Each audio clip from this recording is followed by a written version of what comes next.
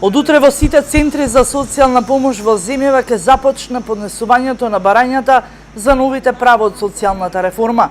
Од идниот месец право на финансиски средства ќе имаат не само семејствата со деца, кои досега примале социјална помош со социјалната реформа.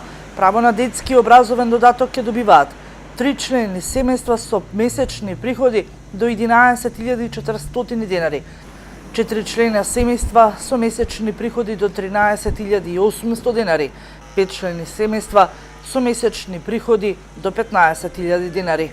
Во пакетот реформи кои ги донесе владата влегуваат и сите кои што досега примиле социјална помош, домаќинствата со деца кои што се со една минимална плата, невработени родители кои што чувале деца со попреченост над 62 години за жена и 64 години за маж кои не примаат пензија, лица над 65 години кои што не оствариле право на старосна пензија, поради тоа што немаат доволно години стаж, вклучувајќи ги и тие без ден работен стаж.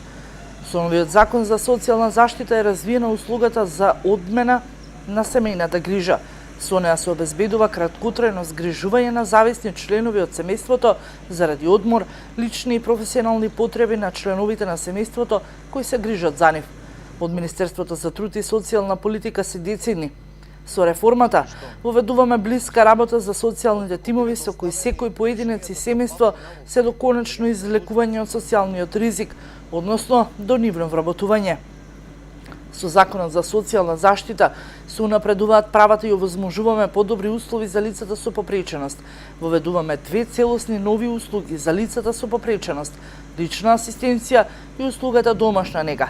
Дополнително, правото за попреченост се проширува и за лицата со интелектуална попреченост, додека додатокот за надоместок за плата за скратено работно време за родител кој чува дете со попреченост се зголемува и изнесува до 50% од просечната нето плата.